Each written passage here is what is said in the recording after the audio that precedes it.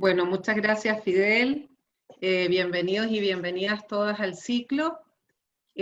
Como contó nuestro director, está organizado por el Grupo de Historia Ambiental, que está constituido por los miembros Facundo Rojas, Lucrecia Wagner, Guillermina Elías, Osvaldo Cironi y yo, Cristina Prieto Olavarría, y agradecemos el interés a todos los asistentes, a la dirección del Yanigla, a la Secretaría, Jimena Castillo, Marcelo Orbiscayo y Rubén Soria, que también nos brindaron asistencia por todo el apoyo brindado a esta iniciativa. Lo organizamos pensando en la necesidad de crear un espacio de encuentro entre quienes investigamos y la comunidad en general, que pueden ser desde estudiantes de distintos niveles, técnicos, profesionales, colegas, y cualquier persona interesada en acercarse a la ciencia y a las investigaciones sobre el ambiente, el clima y las relaciones con nosotros, con las poblaciones humanas. En este ciclo tendremos investigadores muy reconocidos en diversos temas.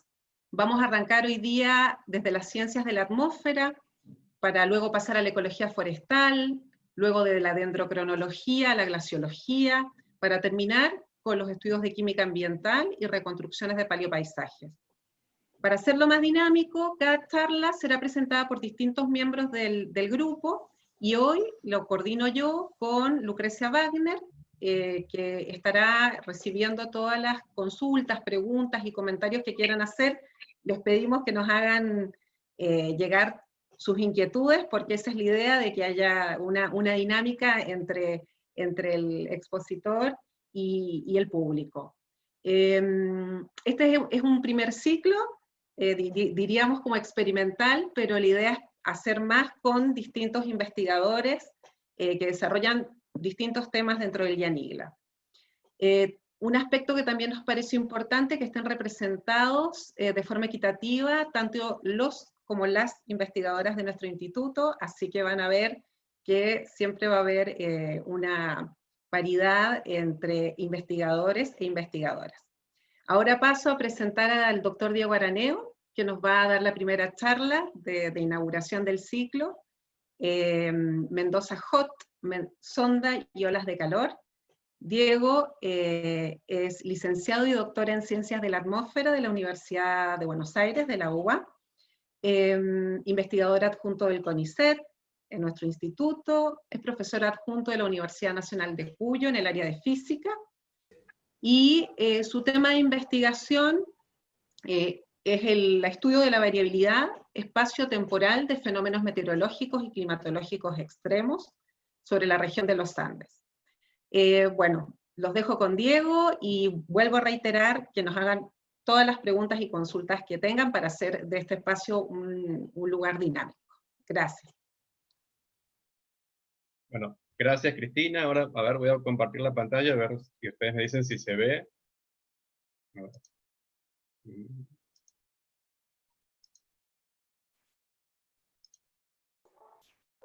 Perfecto. Ahí se ve bien. Bueno. Sí. Bueno, entonces, como me mandaron a romper el hielo con el ciclo de charlas que podríamos titular charlas en pantuflas, vamos a hablar de cosas calientes en Mendoza. Mendoza Hot. Y las dos cosas más calientes que tenemos en Mendoza en cuanto se refiere al clima son dos fenómenos particulares, o bueno, uno no tan particular como las ondas de calor, pero sí uno bien particular de la región de Cuyo, como es el sonda. De la región de Cuyo y algunas provincias del norte también. Ahora, ¿en qué contexto hablamos de todo esto? Si vamos a los reportes de la Organización Meteorológica Mundial, de la OMM, vamos a ver muchos en los últimos años que hablan sobre el calentamiento global, por supuesto, pero de que se baten récords. Año 2017, por ejemplo, esto es de noviembre de 2017, el año 2017 va en camino a ser uno de los 3 años más cálidos por registros de extremos sin precedentes. Este 2018, los niveles de gases de efecto invernadero en la atmósfera alcanzan un nuevo récord, otra vez un récord. Año 2019, la concentración de gases de efecto invernadero, otra vez otro récord. Parece que todos los años se bate un récord anterior, ¿no? notificado un récord de temperaturas de 38 grados al norte del círculo polar ártico, cosa que nunca había pasado. El año 2019, el año pasado, cierra una década de valores excepcionalmente de calor y fenómenos meteorológicos de efectos devastadores a escala mundial. Todo según la OMS. Y ahí ponen la marcha de temperaturas a partir de diversas fuentes de datos, y muestra el 2019 como que la temperatura media entre enero y octubre estuvo 1,1 grados por encima de los niveles preindustriales de 1850 a 1900. De todos modos, el 2016, que es el pico que se muestra allí, sigue siendo el año más caluroso registrado. Lo vemos en un promedio aquí del promedio de anomalías térmicas de enero a octubre del 2019 comparado con el periodo 1981-2010, donde vemos anomalías positivas en casi todo el globo, principalmente en latitudes altas, y los efectos de los que habla la OMM se refieren al contenido de calor de los océanos, que dice que en la primera capa, en los primeros 700 metros que se miden desde 1950, o los 2000 metros que se tienen registros desde 2005, han sido el 2019 ha batido un récord en los dos periodos, ¿no?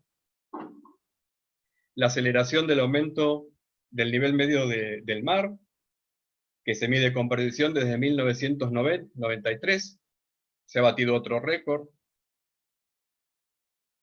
La reducción del hielo marino en septiembre, que es el año de menor extensión. En septiembre del año pasado fue la más baja de la que se tienen datos, y también destaca las inundaciones, aquellas registradas en Estados Unidos, en el sur de Canadá, norte de Rusia, con acumulados de precipitación que fueron inusualmente elevados y con pérdidas estimadas en 2.500 millones de dólares. En enero se dieron condiciones muy lluviosas en Sudamérica. Destaca entonces las graves inundaciones en Argentina, Uruguay, sur de Brasil, los incendios forestales, que la temporada de incendios superó los registros medios en diversas regiones de Alaska, Siberia, algo muy, muy atípico, en algunas partes del círculo polar. Las graves sequías de Indonesia, que conllevó una temporada de incendios devastadores en el año 2015. En América del Sur también, bueno, tenemos presente todos los incendios forestales de la Amazonía, ¿no? Venezuela, Bolivia, los países más afectados. Las sequías, que desde mediados del año pasado prevalecieron con condiciones excepcionalmente secas en Indonesia y los alrededores, y también en las zonas de Australia. Australia desde 2017, 2018 ya vienen registrando sequías muy, muy severas, y se ha extendido más todavía en el 2019. Y también las escasas precipitaciones en Chile, destaca la OMM, donde desde enero hasta noviembre solo precipitaron 82 milímetros, una cifra inferior al 25% de la media que tiene Chile en condiciones normales. También destaca ciclones tropicales, la actividad de los huracanes. No quiero aburrir demasiado con esto, pero en particular el Dorian, que es uno famoso, que se hizo famoso el año pasado. Y las olas de calor que azotaron Europa en los meses de junio y julio del año pasado, con batidas de récord, muchos récords en muchos países. Francia con 46 grados, pero también en Alemania, Holanda, Bélgica, Luxemburgo con temperaturas de entre 40 y 42 grados. En Helsinki también, y un verano excepcionalmente cálido en Australia, donde se batió otra vez un récord de temperatura. Y todas estas olas de calor produjeron muchos efectos nocivos en la salud. En Australia, India, Japón y las olas de calor de Europa, provocó en Japón unos 100 muertos, 18.000 hospitalizaciones adicionales en julio. En Europa la ola de calor de junio que mencionamos ocasionó víctimas fatales en España y Francia. En los Países Bajos 400 muertes fueron atribuidas a la ola de calor. Y también la extensión del dengue, donde según la Organización Meteorológica Mundial, aproximadamente la mitad de la población actualmente corre riesgo de contraer dengue. Bueno, pero ¿cómo define la OMM las olas de calor? Bueno, se definen como un periodo en la temporada cálida de al menos 2 días consecutivos con temperaturas por encima de un umbral determinado. Respecto de las condiciones climáticas, ese umbral se define respecto de las condiciones climáticas normales para la región. Y entonces, ¿cuáles son las consecuencias de una ola de calor? La permanencia de altas temperaturas produce un estrés térmico en la población. También genera impactos directos e indirectos en la agricultura, la industria, el turismo, aumenta la demanda de agua y energía, favorece el riesgo de incendios forestales y eventos de sequías, y estimula la producción fotoquímica de contaminantes, emisiones de compuestos orgánicos y la producción secundaria de algunos aerosoles, o sea, particulado en la atmósfera. Por supuesto que la provincia de Mendoza no está exenta, como también el resto del país, de sufrir este tipo de fenómenos de olas de calor, y entonces hicimos un trabajo, esto lo hizo Celeste Mulena el año pasado, donde analizamos justamente las olas de calor desde el punto de vista climatológico para la provincia de Mendoza. Tomamos 7 estaciones del servicio meteorológico y analizamos de esas series de datos de estaciones de servicio meteorológico las temperaturas máximas y mínimas en el periodo de octubre a marzo del periodo 1960-2018, o sea, 58 años. Y lo que hicimos fue estandarizar los datos y calcular una serie única para la región de temperaturas máximas y mínimas estandarizadas. Y a partir de esas temperaturas estandarizadas, calcular un índice, de acuerdo a la definición de la OMM, de valores extremos, ¿no? Valores que exceden el percentil 90. Entonces, bueno, para cada año logramos una serie de índices de acuerdo a la temperatura mínima y a las temperaturas máximas, donde podemos ver entonces allí cuáles son los años más extremos. De acuerdo a las temperaturas mínimas, el periodo octubre 2011, marzo de 2012, o sea, el periodo o la estación, la temporada 2011-2012, fue la más cálida de los últimos, de los años analizados, que son 58. El 70-71, la más fría, o sea, el periodo más frío. Y de acuerdo a las máximas, los registros más altos se los lleva el año 2016-2017. Ahí se ven esos valores, los valores para cada año, los valores de temperatura mínima arriba, temperatura máxima abajo, de justamente esas temporadas, ¿no? La temporada 70-71, que registraba valores por debajo de lo normal, o sea, lo que estaría en el medio sería la marcha media anual para el periodo de octubre-marzo, y respecto de esa marcha media anual están indicados los valores para los años 70-71. Es una temporada anormalmente fría, la 70-71 respecto de las temperaturas mínimas, igual que la temporada 60-61 con respecto a las temperaturas máximas. Pero lo que nos interesa a nosotros es justamente los años donde los valores de temperatura se encuentran por encima de la media, como el 2011-2012 y el 16-17, respecto a las más mínimas y máximas respectivamente. Entonces, fíjense que acá, bueno, vamos a tomar 2 años como ejemplo, las temporadas 70 como ejemplo frío, la temporada 2011 como ejemplo cálido. Y si nosotros vamos a sentarnos aquí en los mapitas que están acá abajo, si calculamos un promedio de las anomalías para esos periodos, de las temperaturas a 2 metros, vemos, bueno, por ejemplo, fíjense allí en lo que es Argentina, en la temporada 70-71, cómo está invadida por aire anormalmente frío. O sea, queda registrado en el mapa todas estas picos, ¿no?, por debajo de lo normal, como una anomalía fría. Y para la temporada 2011-2012, al revés, ¿no? Ahí vemos, y justo sobre la región de Cuyo, un núcleo caliente. Bueno, centrémonos en esto, justamente. Ese núcleo caliente parece no estar solo, ¿no? Es toda una región, incluso acá las anomalías se extienden sobre el Atlántico, que está dominada por anomalías positivas de temperatura. Y lo que está arriba es el promedio de esas anomalías en la banda entre 30 y 40, 45 grados, 30 y 45 grados, pero para cada fecha, para cada día, desde noviembre hasta marzo, noviembre a marzo. Entonces podemos ver, fíjense, cómo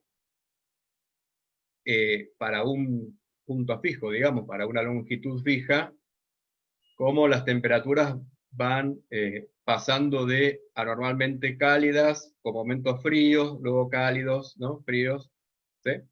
Pero lo que notamos es que en estas longitudes, aquí en las que estoy señalando, son mayormente cálidas, por lo menos hasta mediados de febrero. Luego se vuelven anomalías frías, tanto que así, cuando uno promedia todo, aquí queda como un hueco, ¿no? ¿Sí? De anomalías que tienden a ser positivas. Luego viene un poco más al este una región donde las anomalías tienden a ser siempre negativas, entonces en el promedio queda ese núcleo negativo. Y sobre lo que sería antes de la cordillera, y un poco después también, las anomalías vuelven a ser positivas, ¿no? Todo esto es perturbación que introduce la cordillera, en lo que vemos distintos pulsos a lo largo del tiempo de anomalías calientes y frías. Bueno, el tema es la persistencia de estas anomalías, que a lo largo del tiempo, sobre estas longitudes, tienden a haber anomalías cálidas, luego frías, y luego cálidas sobre la región continental. Cuando se da este tipo de fenómeno, lo llamamos onda estacionaria, ¿no? Son núcleos alternados de anomalías positivas y negativas que casi no se mueven de su lugar, permanecen siempre en la misma longitud. Bueno, eso es lo que nos da un año particularmente caliente, como en este caso sería el 2011-2012. De todos modos, las olas de calor son estos periodos de anomalías cálidas más largos que se ven justamente aquí, ¿no?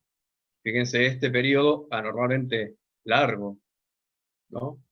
Desde finales de diciembre y principios de enero, donde las temperaturas estuvieron anormalmente por encima de lo normal.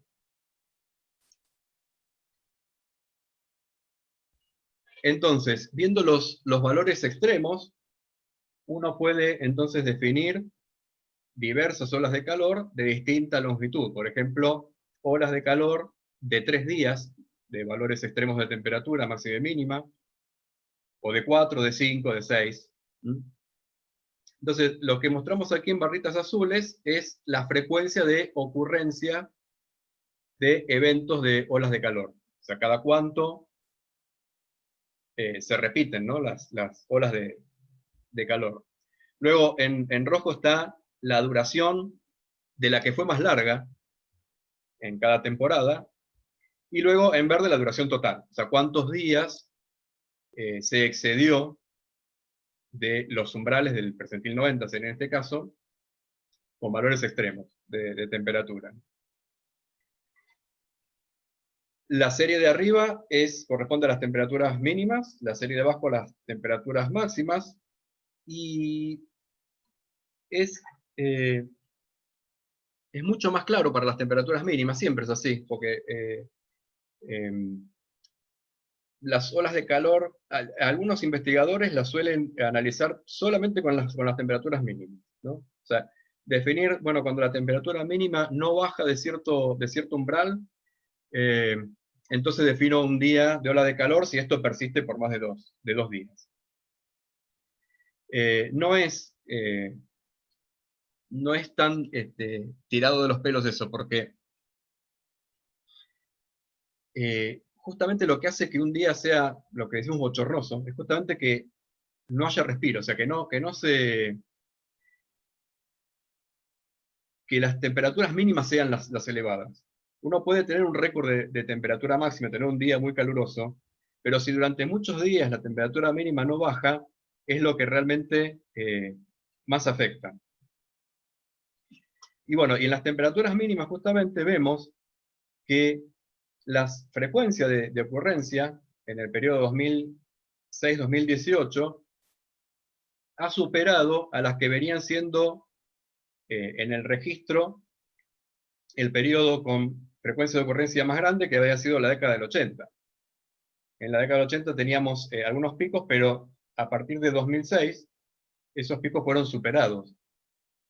O sea que tenemos un aumento en la frecuencia de olas de calor, y no solamente eso, sino también que se superaron los récords de duración. ¿Cuánto duran las olas de calor?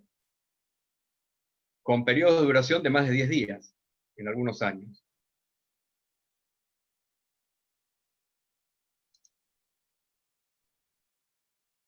Ahora, muy bien, ¿qué situación sinóptica o qué situación meteorológica corresponde a la formación de una ola de calor en promedio? Y acá lo que hicimos fue tomarnos no un año en particular, como veíamos antes, sino una composición de todas las olas de calor registradas, ¿no? Y lo que vemos allí son justamente las temperaturas, las anomalías de temperatura a una altura, digamos, de unos 1000 metros,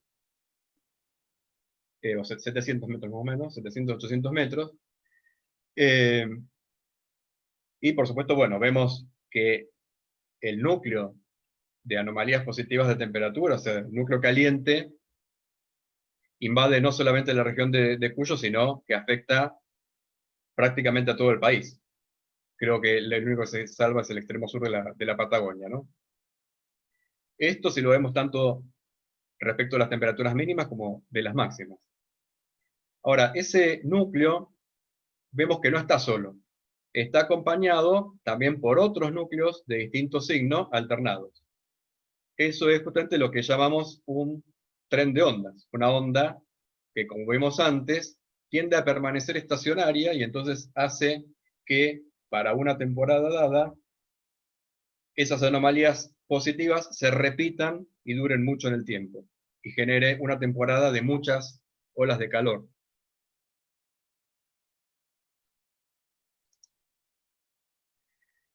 Bueno, pero ¿cómo es el desarrollo de ese tren de ondas, ¿no? O sea, de esas ondas, esos núcleos calientes y fríos alternados que tienen una dirección casi zonal, o sea, oeste-este, y que dejan justamente un núcleo positivo sobre la región continental. Bueno, para ver eso, tomamos las olas de calor de 3 días, y de los 3 días en los que permanece el núcleo cálido sobre el continente, vimos, bueno, qué pasa los 2 días anteriores y qué pasa el día después. Así entonces tenemos una secuencia de 6 días, donde los días 3, 4 y 5 son los días en los que se desarrolló la ola de calor. Entonces hacemos una composición de esos días para cada una de las olas de calor. Esto es promediar los valores de temperatura anómala, y obtenemos estos mapas, ¿no? estas figuras. Lo que está sombreado son las temperaturas más o menos en unos 700, 800 metros de altura. Entonces, al principio, en el primer día de la secuencia, vemos que se está formando allí un núcleo caliente, ¿no? En el Pacífico Central. Después de la formación de ese núcleo caliente, por delante, o sea, más al este, se empieza a formar un núcleo frío, que es este que estoy indicando acá. En el siguiente día de la secuencia, aparte de que se profundiza ese núcleo frío, ya se empieza a formar, que ya incluso ya lo teníamos un poquito acá, en el día anterior, pero se empieza a consolidar el núcleo caliente que da inicio a la ola de calor sobre el continente.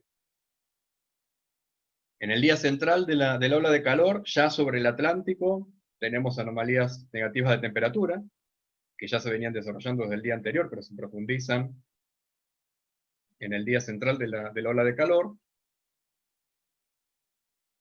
En el día 5 todavía permanece el núcleo caliente sobre el continente, y se nota muy bien todo el tren de ondas, con núcleos alternados, frío, caliente, frío, caliente, frío. Y ya después, bueno, viene, ya digamos, para el final de la ola de calor, ese núcleo caliente se va desplazando hacia el noreste. Si ponemos todos estos mapitas uno bajo el otro, ahí hay indicadas dos cosas, ¿no?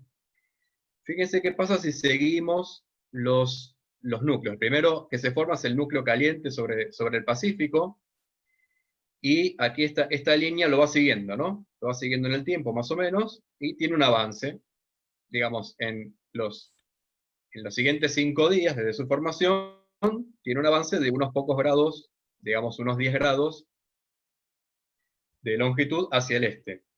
Lo mismo ocurre con el núcleo frío que está más al este, el núcleo caliente que se desarrolla sobre el continente, el núcleo frío que se desarrolla sobre el Atlántico. Todos tienen más o menos la misma velocidad, que está dada por estas rectas punteadas. Y vemos una velocidad bastante pobre, ¿sí? Avanzan más o menos unos 10 grados de longitud por día.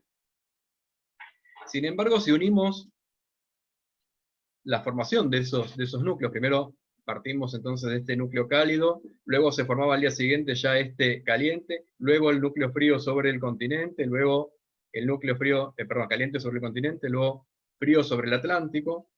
O sea, la formación de los sucesivos núcleos hacia adelante recorren desde el Pacífico Central hacia el Atlántico en 3 días.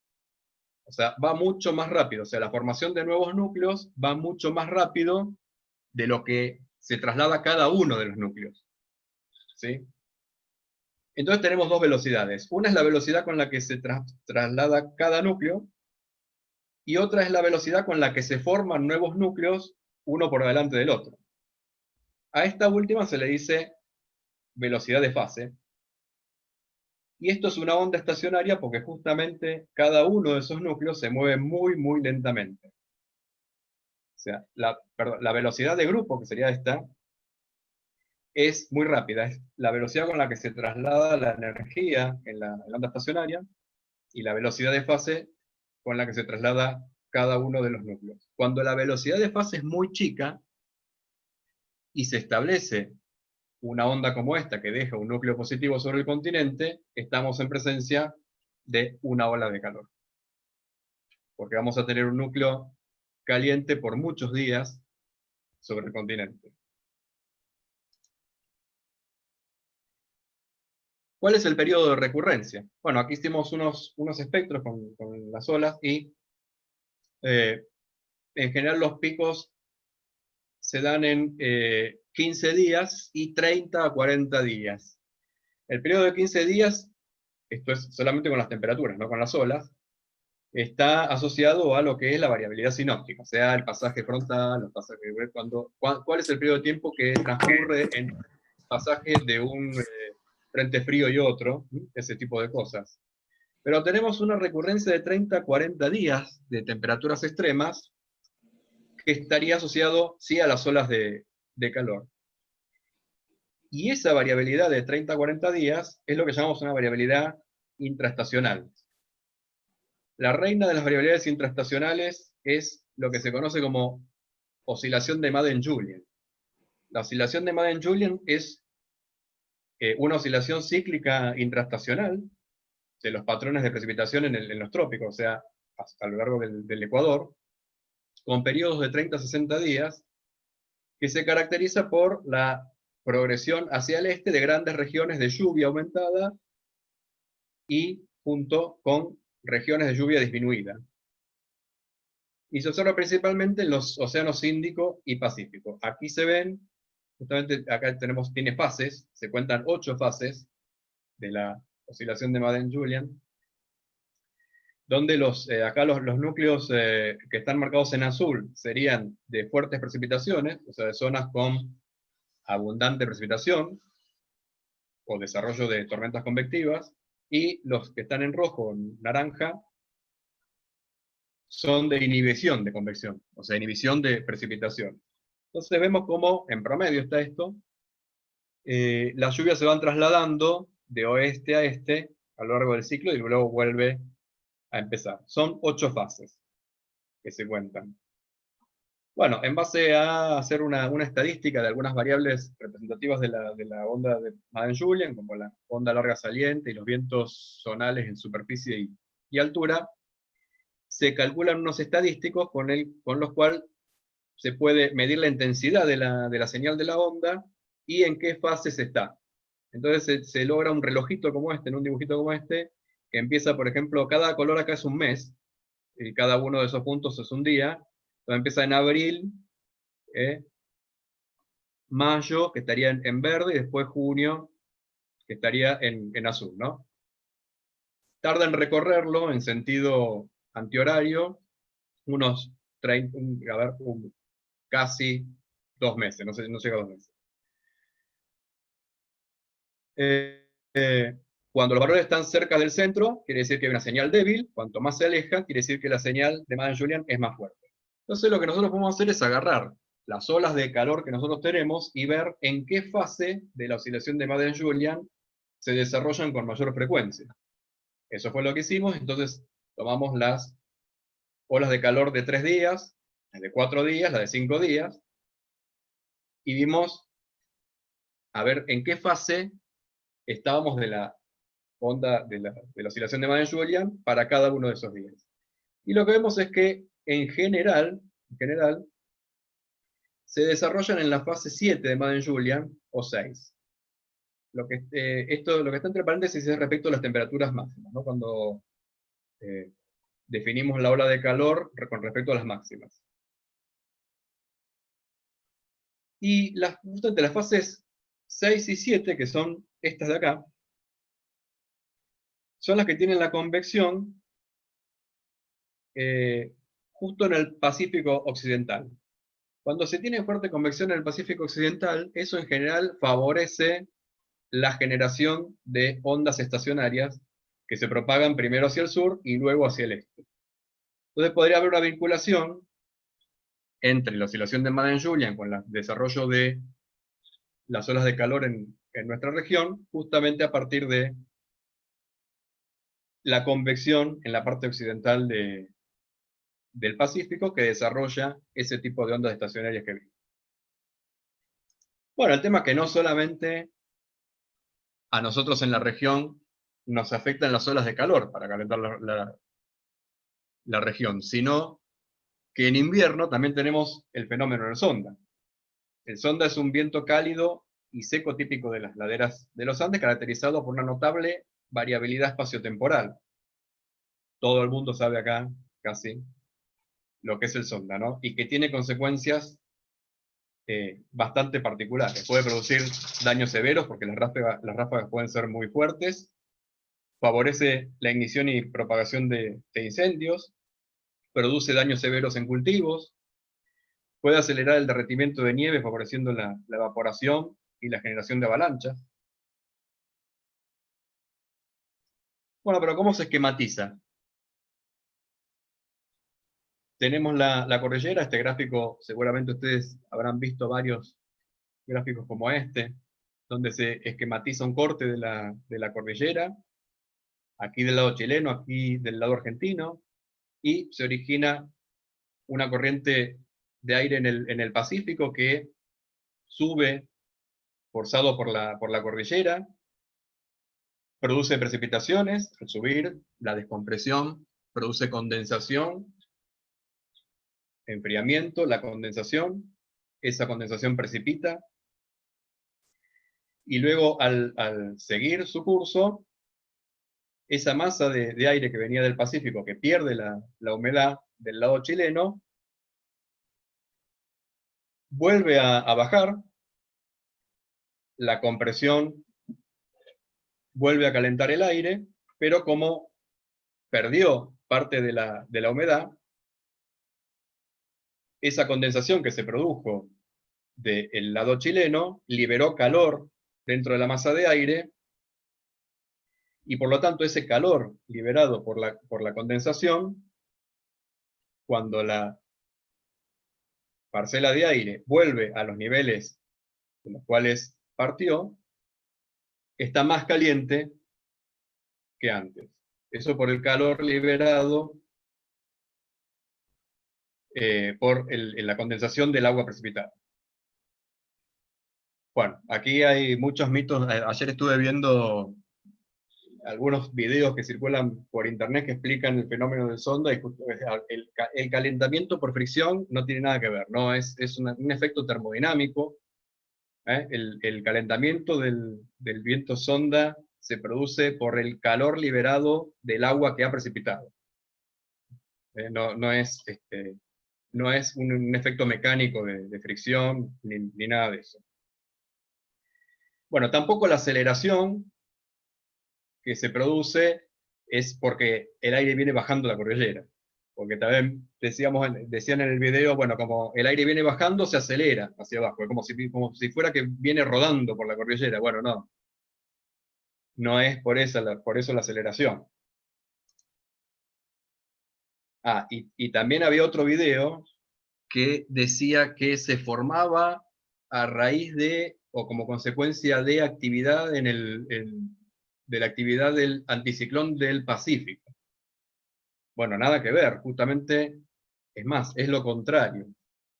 El viento sonda necesita que el anticiclón del Pacífico esté debilitado. Si es muy fuerte, justamente el sonda no se produce. Aquí hay un análisis de un caso del 23 de agosto del 83, donde vemos la situación sinóptica típica, que es con una baja acá en el sector sudoeste, en el archipiélago chileno, que esto es en niveles bajos, digamos esto en superficie y esto a más o menos unos 2000 metros de altura, que lo que hace es básicamente activar la baja del noroeste, ¿no? Entonces produce un gradiente de presión bastante importante en esta zona entre el Pacífico y el continente. Del lado occidental, del lado oriental de la cordillera. Y en niveles altos hay una corriente de aire muy fuerte, ¿no? que atraviesa la cordillera. Esto es lo que vemos si analizamos las marchas de temperatura, punto de rocío y presión. Aquí vemos en rojo como, por ejemplo, para un evento sonda que se inicia, esto es el día 11 de julio del 2006,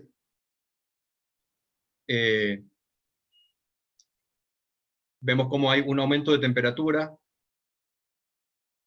bastante fuerte. Esto sería acá el inicio de un evento sonda, y hay al mismo tiempo un descenso de la temperatura de rocío. La diferencia entre la temperatura y la temperatura de rocío me está hablando de baja humedad relativa. O sea, cuanto mayor es la diferencia, menor es la humedad relativa. El gráfico de arriba es para Mendoza, el gráfico de abajo es para San Juan, para el mismo evento. Vemos que en San Juan empezó un poquito antes, y también es más seco. Y lo que está en negro acá es la caída de presión, cómo viene cayendo la presión. Julio Cristaldo siempre está muy atento a la caída de presión cuando hay un pronóstico de sonda. Pues justamente nos marca cuál es, a ver justamente si bajó o no, digamos. Si la presión sigue disminuyendo, bueno, tenemos probabilidades de que baje, pero cuando empieza a subir, bueno, ya ahí disminuyen un poco las probabilidades si es que no bajó. La dirección predominante de viento, acá fíjense que está en negro, es 360 grados, que eso es un viento del norte, o fíjense, 270 sería del oeste, 360 del norte, entonces la mayoría está entre 360 y 270, son vientos del noroeste, ¿no? Lo mismo para las ráfagas, lo que está abajo son las ráfagas. ¿Y qué pasa al lado de Santiago de Chile? En Santiago se producen precipitaciones. Fíjense, la presión no disminuye, sino que aumenta. Y fíjense que la temperatura aquí se iguala a la temperatura de rocío, que dice que hay 100% de humedad allí. Y las precipitaciones que se muestran aquí abajo. Bueno, esto es una animación que no es para nosotros, sino que esto es creo, un modelado de los Alpes entre Liguria y el sur de Alemania, donde se ve más o menos cómo es la dinámica de un sonda o de un viento FEN, como se nombra en general, cuando atraviesa un cordón montañoso, como los Alpes en este caso. Lo que está marcado en rojo es una componente vertical ascendente del aire, y lo que está marcado en azul es una componente vertical descendente. Entonces lo que vemos es que el aire tiene una trayectoria que va ondulándose. También se forman ondas de montaña, con ascenso, zonas de ascenso y descenso alternadas. ¿Sí? Hasta que en algún momento, fíjense, ahí, la zona de descenso casi toca la superficie. Cuando la zona de descenso se toca la superficie, o se acerca mucho, el aire es cuando más empieza a descender. Ahí es cuando se acelera hacia abajo.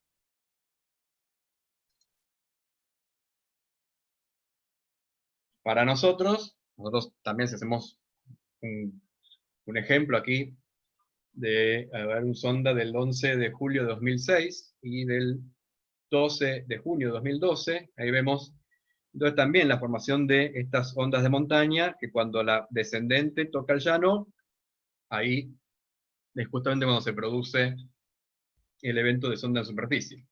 Esto es un corte a través de Mendoza, ¿sí? Puntos A, punto B, esto es corte de la cordillera a través de Mendoza.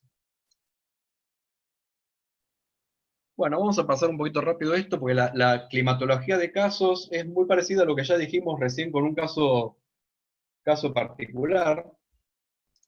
Fíjense, en superficie tenemos justamente este apretamiento de isobaras acá, con un centro de baja presión de este lado, y aquí de una alta presión relativa, que nos da este gradiente de presión, que es lo que justamente fuerza el aire hacia el este. Aquí tenemos la convergencia de humedad, una zona de fuerte convergencia de humedad del lado chileno, y secamiento del otro lado. Vamos a centrarnos en este gráfico. Omega es la velocidad vertical, la componente vertical de la velocidad, donde tenemos, fíjense, ascenso de este lado, lo que está en rojo es ascenso, y lo que está en azul es descenso de aire. Y aquí lo vemos esquemáticamente en un corte, ¿no? Esta sería una región de ascenso, y lo que está en línea continua sería la región de descenso. Y arriba tenemos fuertes vientos. El máximo de viento del oeste con componente oeste en altura se da justamente antes del cordón montañoso. Y esto es una estadística de frecuencias de viento sonda. Para Mendoza, en el aeropuerto, Plumerillo, esto es observatorio, o sea, en el parque, y esto es San Juan. Vamos a analizar la de Plumerillo, que es más larga, empieza en el 80, en el 81, 1981. Y yo no sé si ustedes logran ver que hay una leve tendencia a que sean más frecuentes los eventos que en la primera mitad. O sea, como que a partir de los 2000 hay una tendencia a ver una frecuencia un poco mayor de eventos. Esto es la cantidad de días del año con sonda, donde también vemos más o menos lo mismo. No se ve mucho en la duración. La duración parece que no está muy afectada, es siempre la misma. El porcentaje de horas con sonda. El porcentaje de horas con sonda aumenta en horas de la tarde y de la madrugada. Y se adelanta un poco para San Juan. Lo mismo la distribución anual de los eventos. Los eventos tienden a ser entre los meses de junio y octubre, con máximos en agosto y septiembre, y junio para San Juan tiene una frecuencia un poquito mayor de casos. Las frecuencias de horas de inicio, o sea, a qué hora se inicia el sonda, en general para Mendoza se inicia en horas de la tarde, estos son los UTC, así que las 21 son las 6 de la tarde, ¿sí? Pero para San Juan pueden ser un poco antes, ¿no? Se inician un poco antes en San Juan que en Mendoza. Y la duración también puede ser un poco mayor en San Juan que en Mendoza. En Mendoza tiene más o menos una duración de entre 3 y 7 horas. La hora de finalización es en general en horas de la madrugada. Acá vemos más o menos lo mismo. Pero bueno, a lo largo del año, y aquí vemos la frecuencia horaria, ¿no? Pero es más o menos lo mismo. Bueno, en agosto y septiembre tenemos la mayor frecuencia de eventos, y que se dan en general en horas de la tarde y la madrugada. La duración media por mes. Aquí, bueno, no hay mucho que decir, más o menos todos los meses tienen la misma duración media, no, o sea, y los meses en los que se producen los eventos, ¿no? Que es en los meses fríos del invierno, principios de la primavera.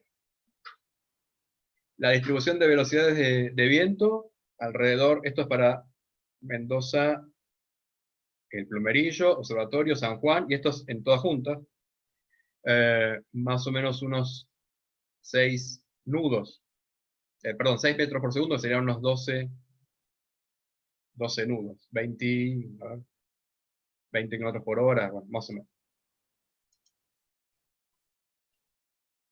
Bueno, y por último, esto es la distribución anual horaria de eventos, pero por categorías, cuando tenemos sondas débiles, sondas moderados, sondas fuertes. Sondas débiles son la mayoría. Entonces esto no es muy diferente de lo que ya vimos antes. Casi todos son sondas débiles, lo que vimos antes, así que me da un gráfico similar. Pero con los sondas moderados, lo que tenemos es que no hay casi en horas de la mañana, se dan todos en la tarde, y mayormente en agosto. Entonces, ahora respecto de todo, recomendaciones. Para las olas de calor, ¿qué nos dicen los organismos internacionales que hay que hacer durante una ola de calor? Extremarle el cuidado a los grupos de riesgo. Bebés, niños, personas con enfermedades crónicas. Mantener una buena hidratación, beber mucho líquido, no azucarados, no beber alcohol.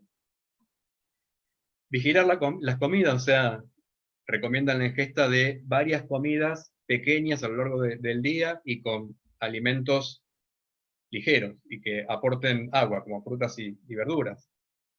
Protegerse del sol, usar protector solar, procurar permanecer en lugares frescos, climatizados, y no exponerse al calor extremo. Reducir la actividad física, evitar los deportes al aire libre en horas de máxima temperatura. vestirse adecuadamente.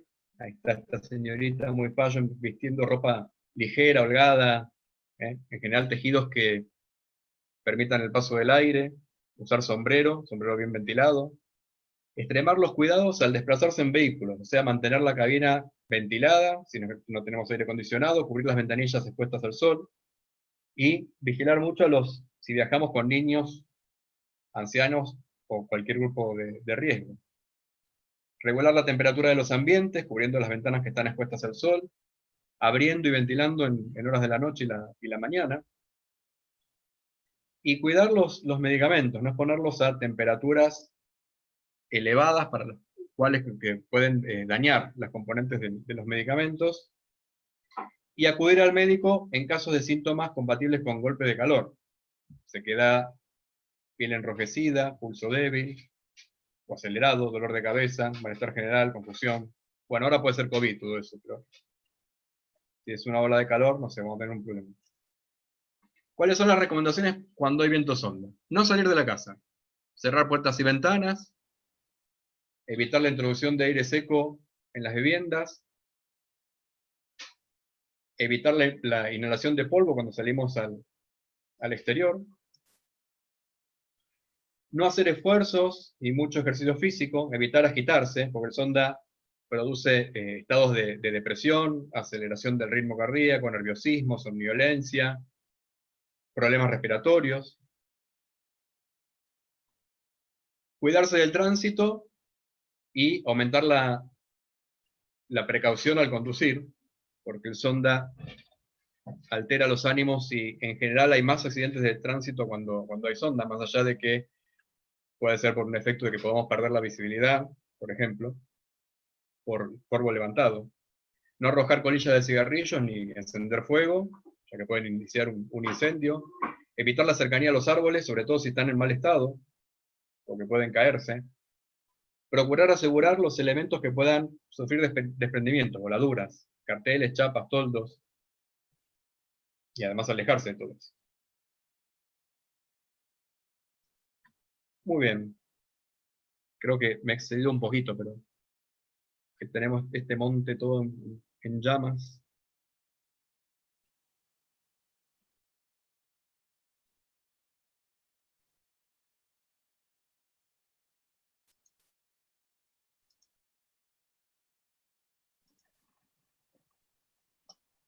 Muchas gracias, Diego.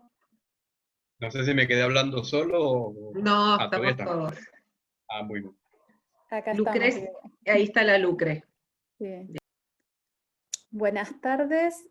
A mí me tocaba registrar las preguntas. Vamos a empezar con las preguntas que han hecho vía chat, pero si quieren sumar más preguntas directamente abriendo el micrófono, también lo hacemos. Diego, las primeras 3 preguntas. Darío te pregunta, ¿qué influencia tienen las variaciones de la temperatura del Océano Pacífico en el aumento de las olas de calor? ¿Y qué papel juega la PDO, ya que trabajaron 58 años de datos? Y bueno, agradece mucho. Otra pregunta, si querés después te las repito, o no sé si las querés ir registrando, es sobre las noches. Si las noches son más calurosas y si interfieren en un mejor descanso. Y una tercera es, ¿qué papel tiene el calentamiento adiabático en el sonda? Aquí hay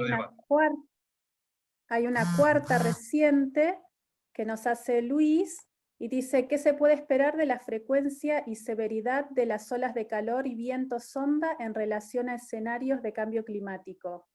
Bien. Otra más, Germán pregunta, teniendo en cuenta el impacto y las consecuencias del sonda en la gente y la comunidad, ¿sería posible desarrollar legislación al respecto? Y una última pregunta de Fidel es, ¿qué tanto incide la continentalidad en el nivel de las ondas de calor? Perfecto, Eso bueno, es todo vamos primero por ahora. Muy bien, después me las vas recordando, porque no las anoté todas. Bueno. Vamos con, creo que había una con la señal de la PDO. Sí, ¿qué influencias tienen las variaciones de la temperatura del Océano Pacífico en el aumento de las olas de calor? ¿Y qué papel juega la PDO, ya que trabajaron 58 años de datos? Bien. Cuando trabajamos los 58 años de datos esos, no hicimos ninguna vinculación directa con eventos niño, o sea, con las temperaturas de anomalías en el Pacífico, ni con la PDO. Con la PDO me parece que, va a haber 58 años de datos, creo que hasta serían pocos para analizar si hay alguna influencia de la PDO. Lo que sí podemos hacer es conjeturar a partir de, porque nosotros nos centramos más en el tema de la variabilidad intraestacional, ¿sí? Por eso vinculamos con Madden-Julian, ¿sí? Lo que sería PDO niño no sería variabilidad intraestacional, sino de interanual a interdecadal, ¿sí?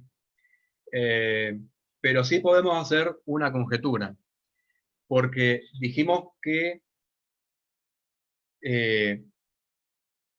exacerbar las condiciones convectivas en el Pacífico Occidental podía disparar un tren de ondas que termine provocando un año con muchas ondas de calor en nuestra región, ¿sí? Y justamente en los años niña es cuando Madden-Julian tiene más actividad en la región del Pacífico Occidental, ¿sí? Es cuando mayor cantidad de convección hay. Así que una conjetura podría ser que en los veranos niña puede haber más olas de calor que en los neutros o en los niños, ¿sí? Eso tendríamos que ver de la serie que hicimos, cuáles son niño, niña, pero me parece que es difícil de ver porque, no sé, pero me parece que es difícil de ver igual, ¿eh? Pero eso podría ser una conjetura. Con respecto a la PDO, ya ahí sí me parece un poco difícil verlo con estos 58 años, porque los dos son fenómenos que tienen una variabilidad, uno tiene una variabilidad decadal bien marcada, pero el otro no, que sería el de las zonas de calor. O sea, la variabilidad intraestacional se comería la otra. Así que bueno, ahí ya veo un poco más difícil hacer esa relación. Después la otra pregunta, no sé, y no sé si quedó claro o me entendí yo solo, no sé.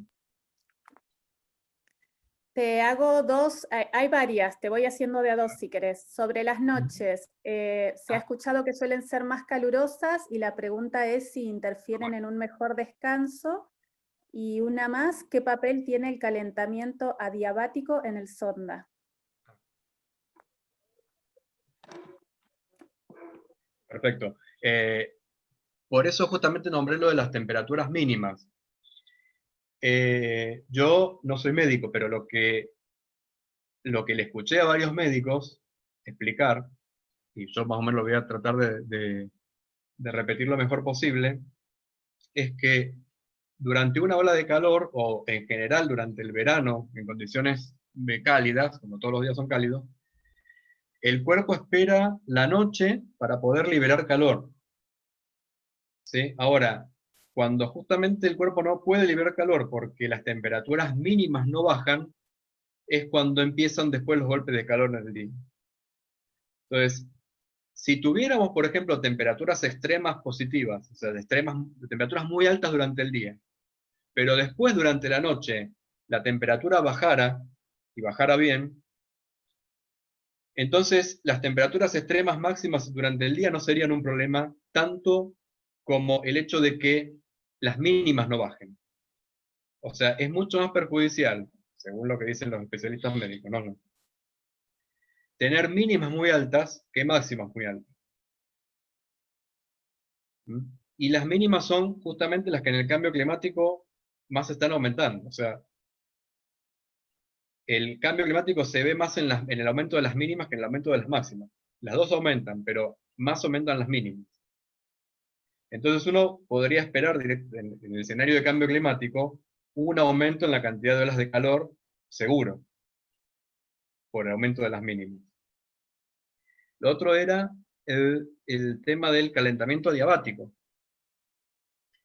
Bueno, acá vamos a tratar de explicar con los dedos algo que quizás expliqué un poquito rápido ahí con el esquema del sonda.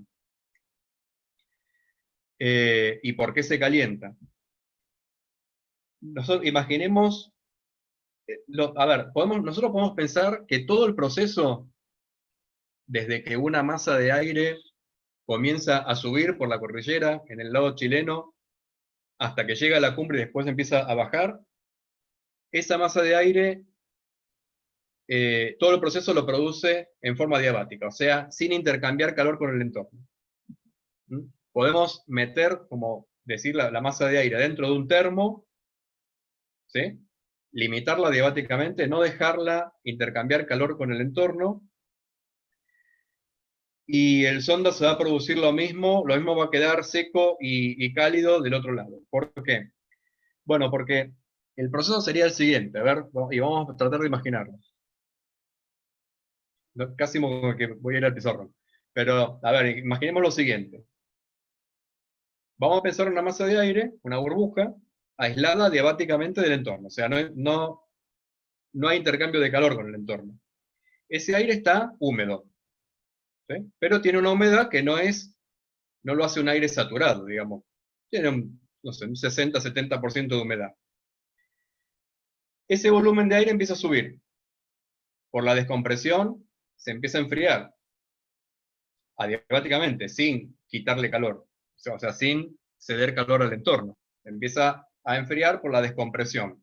Como la temperatura empieza a bajar, en algún momento llega a igualar la temperatura de rocío. O sea, llega un punto donde su temperatura es tal que se empieza a producir condensación. Allí se forma la nube. ¿Sí? Se empieza a formar una nube.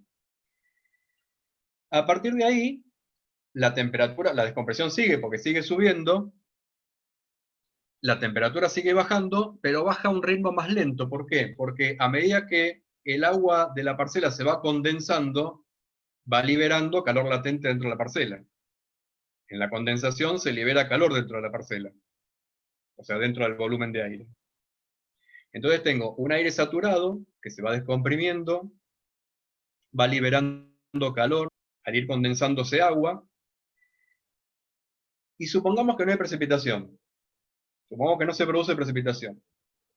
Bueno, esa parcela va a ir siguiendo. O sea, va disminuyendo, se va descomprimiendo a medida que va subiendo, va condensando agua, o sea que se va liberando calor latente dentro de esa parcela, llega al tope de la cordillera y empieza a bajar.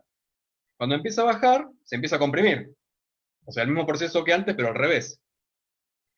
Y al comprimirse, empieza a aumentar su temperatura. Entonces, el exceso de calor empieza ahora al revés. Toda el agua condensada que tiene la empieza a evaporar, para estar justo saturado siempre, ¿no? Siempre saturado. Entonces, toda el agua que se condensó antes, del lado chileno sería, del lado argentino se empieza a evaporar, ¿sí? Entonces la parcela empieza a ceder calor otra vez al agua para evaporarse. Entonces, de un lado y del otro tenemos el mismo proceso. O sea, uno es descompresión con liberación de calor latente dentro de la parcela, y del otro lado sería compresión, ¿sí?, con absorción de calor latente para evaporar el agua líquida. Entonces, si pasa eso, llega a la misma temperatura de la que salió, porque el proceso es el mismo, pero al revés. El tema es que el sistema, y fíjense que nunca hemos intercambiado calor con el entorno, todo fue dentro de la parcela sin intercambiar calor con el entorno. El tema es que el sistema no es cerrado. Podemos pensar en un sistema adiabático, pero no cerrado. ¿Por qué? Porque sale masa de la parcela, o sea, sí hay precipitación. Entonces, ¿qué pasa? Parte del agua que se condensó del lado chileno precipita. Entonces, cuando la quiero evaporar del otro lado, del lado argentino, tengo menos agua para evaporar. Entonces hay un exceso de calor en la parcela. Ese exceso de calor provino de que es más el calor liberado en la condensación que el calor absorbido durante la evaporación del lado argentino. Entonces, vale decir, todo el proceso puede ser adiabático, pero no cerrado. O sea, tiene que haber precipitación. El exceso de temperatura, o sea, el delta de temperatura que tenemos entre el estado inicial y el estado final, provino de la liberación de calor latente que se produjo en la condensación del agua que precipitó. Eso es lo que me marca la diferencia de temperatura de un lado del otro. Y en todo el proceso podemos pensar en un proceso adiabático. No sé si eso responde a algo. Quiere decir, a ver, si no hay precipitación, entonces no hay calentamiento. Bueno, lo podemos llegar a pensar así incluso. Muchas gracias, Diego. Hay varias más. ¿Qué se puede esperar de la frecuencia y severidad de las olas de calor y viento sonda en relación a escenarios de cambio climático? Ahí, sí, en el tema de la frecuencia y la severidad, justamente con el calentamiento, respecto a las olas de calor, podemos esperar que sean más frecuentes, más duraderas y con mayor temperatura. Y con respecto al viento sonda, es probable que también, y ahí quizá es justamente lo que vimos en... Bueno, ahí hay dos cosas, dos cuestiones, una contrapuesta con la otra, porque en los datos que vimos, fíjense que parece como que en la segunda mitad, cuando ahí mostré la serie de frecuencias de vientos ondas en la estación de Plumerillo, parecía como había un aumento en la frecuencia. O sea, había más cantidad de eventos en la segunda mitad del periodo que en el inicial. Entonces podríamos decir, bueno, parece como que vienen con una tendencia positiva los eventos de viento sonda.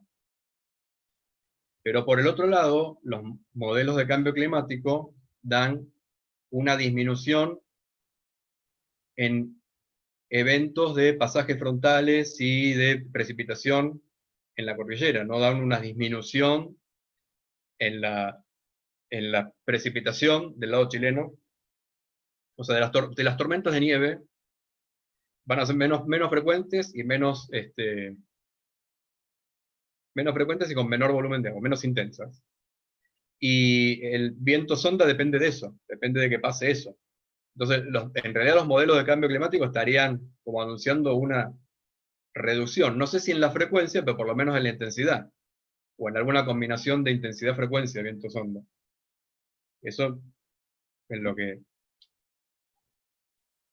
de acuerdo a los modelos. Y ahí está Federico y no sé qué piensa de esto, porque habría que discutirlo con él también esto, ¿no? Si está de acuerdo o tiene otra cosa que... Una opinión contraria o la misma. Son conjeturas lo que estamos haciendo. ¿Qué decís, Federico, vos? Sí, está bien. Yo creo que disminuye la frecuencia de sonda con la modificación de las estructuras de báricas, ¿no es cierto? Y eso lo estamos viendo este año, lo hemos visto, ¿no? El único episodio más o menos respetable, entre comillas, fue el de hace 48 horas. Y te quería comentar, no sé si hubo mucha precipitación arriba y no se calentó tanto, la máxima llegó a 31 grados.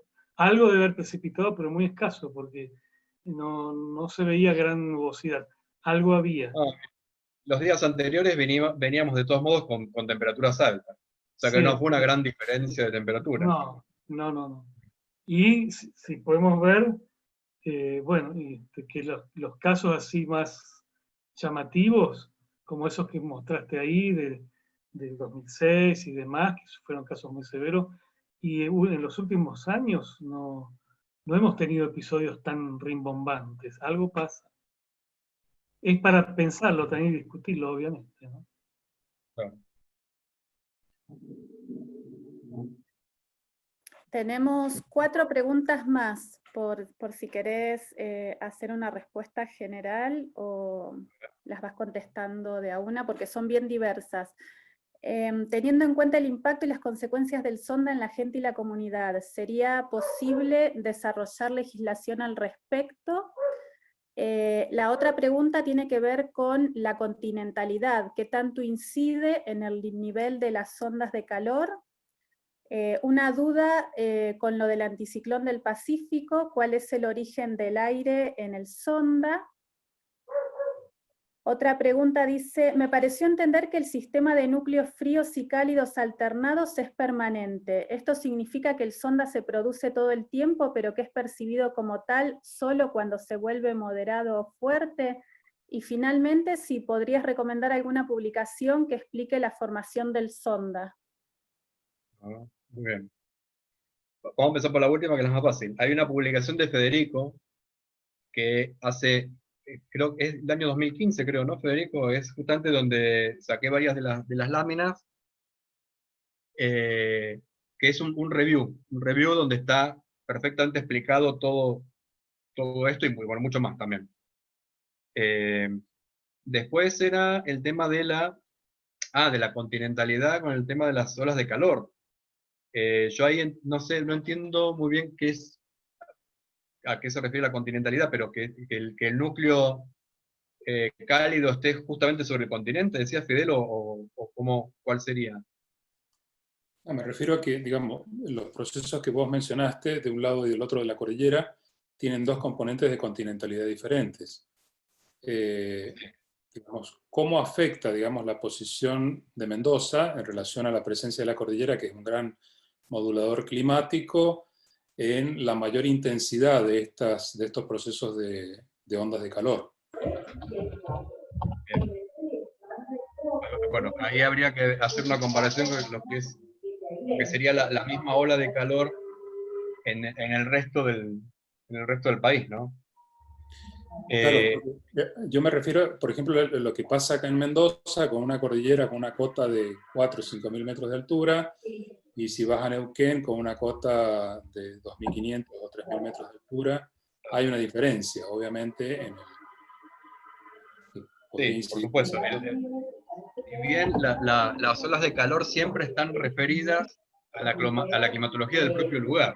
O sea, cuando uno define una ola de calor, como la define de acuerdo a lo que son las temperaturas normales o anómalas respecto de la climatología del propio lugar, siempre compara uno Mendoza con la propia región de Cuyo y el resto del país con tus propias temperaturas típicas, ¿no? O sea, nunca hace una mezcla entre las dos cosas, pero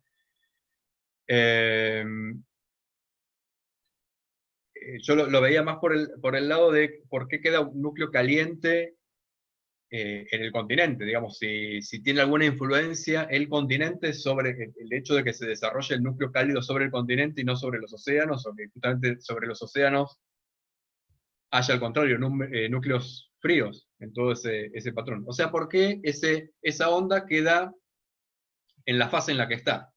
A ver, y no corrida, ¿sí? Bueno, primero porque justamente analizamos los casos en los que la fase de la onda es esa, y no otra. Pues justamente nosotros lo que pusimos como forzante ahí fue, bueno, nosotros vamos a dedicarnos solamente a estudiar las olas de calor, por lo tanto, lo que detectamos son ondas que se encuentran en esa fase. Pero no quiere decir que la fase esa no cambie, ¿no? Y ahí me parece que enganchamos con la otra pregunta.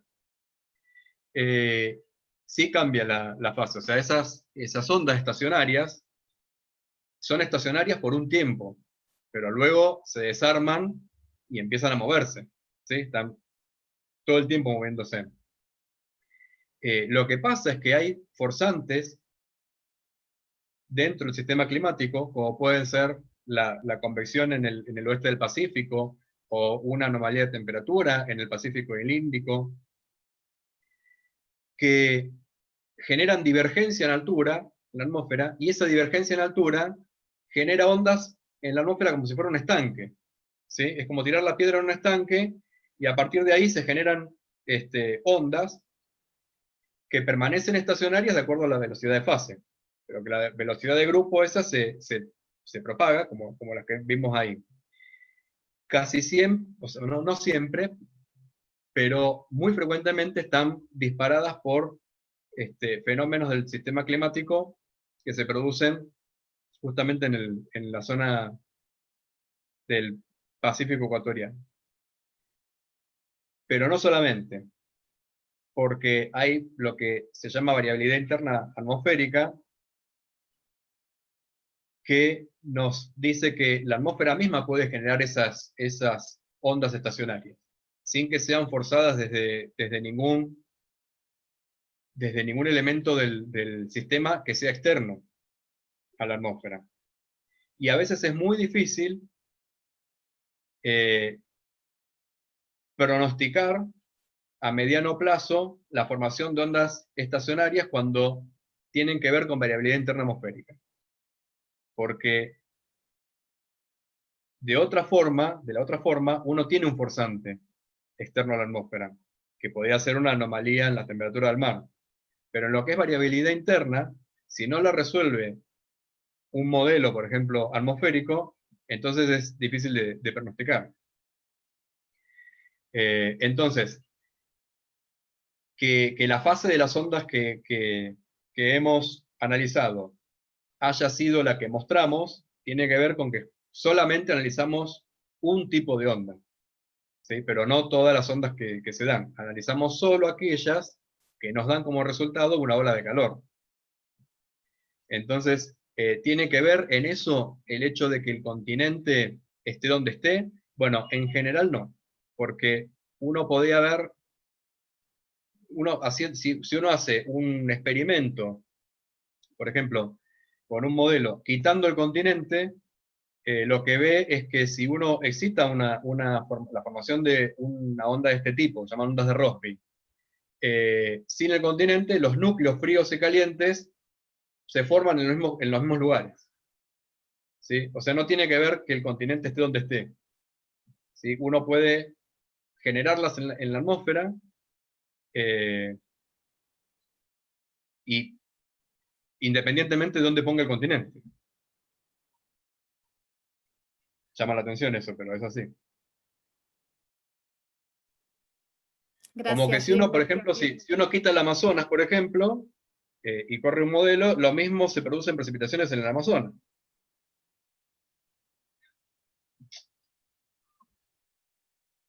Sí, a ver, no sé qué otra pregunta.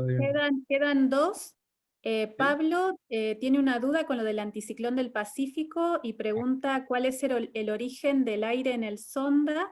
Y Osvaldo dice, me pareció entender que el sistema de núcleos fríos y cálidos alternados es permanente, y pregunta, ¿esto significa que el sonda se produce todo el tiempo, pero que es percibido como tal solo cuando se vuelve moderado o fuerte? Eso, no.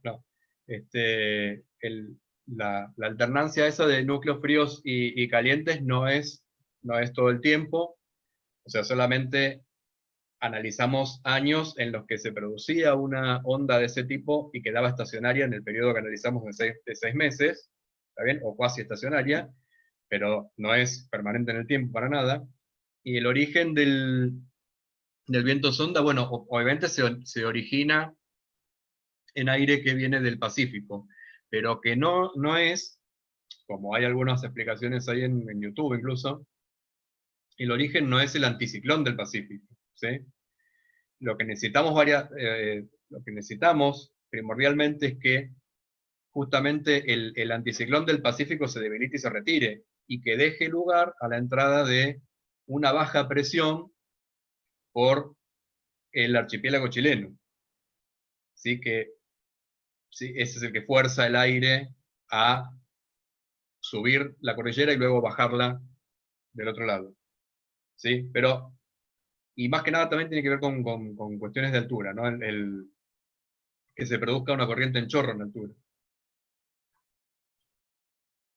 Esa corriente en chorro de altura lo que va a originar son ondas, esas ondas que mostramos, ondas de gravedad, ondas de montaña, y que si entonces en la fase descendente de la onda de montaña llega al suelo, la descendente, entonces acelera el flujo y lo notamos en superficie. Si no, queda un sonda en altura.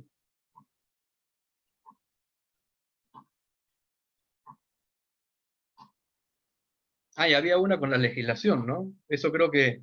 Acá No sé, la yo no soy un pregunta experto nuevamente, si es posible legislar al respecto, teniendo en cuenta la importancia sobre las comunidades y los impactos que puede tener. Y yo creo que legislar, bueno, siempre es posible hacer una legislación sobre eventos que traen, que tienen muchas consecuencias en la sociedad. El tema, bueno, cómo se hace la legislación luego.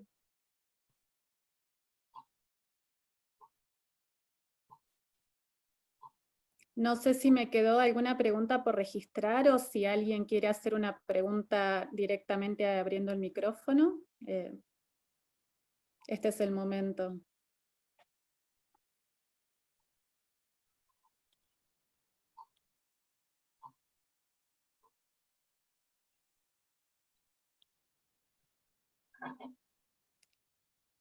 Hay un comentario que se hizo en el chat, que bueno, lo hizo Julio sobre el tema de enero especialmente, ¿no? Que no es un mes de frecuencia de sonda, pero que casi siempre había un caso, y Federico aportó también que un caso emblemático fue el 30 de enero de 2003, cuando se sumó una onda de calor con un sonda y se registró la máxima más alta desde que hay registros con 44,4 grados centígrados. Bueno, afortunadamente los meses de verano no son los que presentan mayor frecuencia de eventos sonda, porque si no, bueno, pasarían este tipo de cosas más seguido, ¿no? Y bateríamos récord de temperaturas terribles, sino que es un fenómeno netamente de invierno y principios de primavera, pero también un poco en los meses de otoño. Pero sí hay sondas en verano. Bueno, en algunas de las transparencias, ahí de las figuras, veíamos algunas ondas, sobre todo débiles, afortunadamente, que se daban en verano. Pero si llega a haber alguno en verano y fuerte, bueno, pasa ese tipo de casos emblemáticos. Federico justo levanta la mano. Hay uno emblemático que muchos se deben acordar, quizás vos estabas en Buenos Aires, porque fue el día de Nochebuena, era pleno verano, y también llegó la máxima a 40 y pico, no superó este récord, que me acuerdo que fue un desastre porque sopló en la tarde y la gente había encargado cosas frías para la noche, para celebrar la Navidad, se cortó la luz y me acuerdo que una heladería cercana acá, no voy a hacer la propaganda, pero una heladería muy famosa de la zona, perdió toda la venta, ¿no? Pues se les derritió La tía todo. que tenía que llevar el helado, pobre, se quedó sin postre, bueno. Eso pasó. Se nos pudrió el Vitel Toné.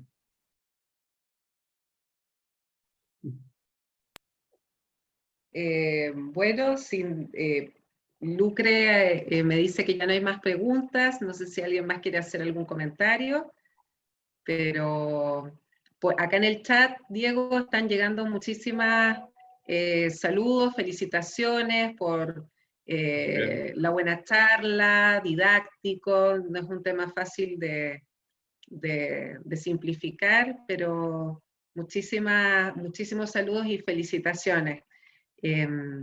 Así que bueno, no sé, Diego, tú si quieres decir algo para despedirte. No, nada más, que se sigan cuidando. No, estamos como en una época difícil, así que tenemos que hacer el tipo de charlas así. Pero bueno, nos viene bien para estar en pantuflas y en la comodidad de la casa, seguir con las actividades e incluso con este tipo de charlas. Sí, recordarle a todos los asistentes que va a ser todos los jueves hasta el primer jueves de noviembre. Así que vamos a encontrarnos acá en este espacio. Agradecemos de parte del Grupo Historia Ambiental que nos hayan acompañado e invitarlos a seguir y a que inviten a más gente. La verdad que ha sido una experiencia linda, hemos tenido 60 participantes en el momento más alto de participantes en el webinar, así que contentos, muy contentos y agradecidos a ustedes que hacen posible que esto suceda, tanto a quienes nos entregan todo su conocimiento como a las personas y los interesados. Entre todos hacemos esto. Así que bueno, muchas gracias.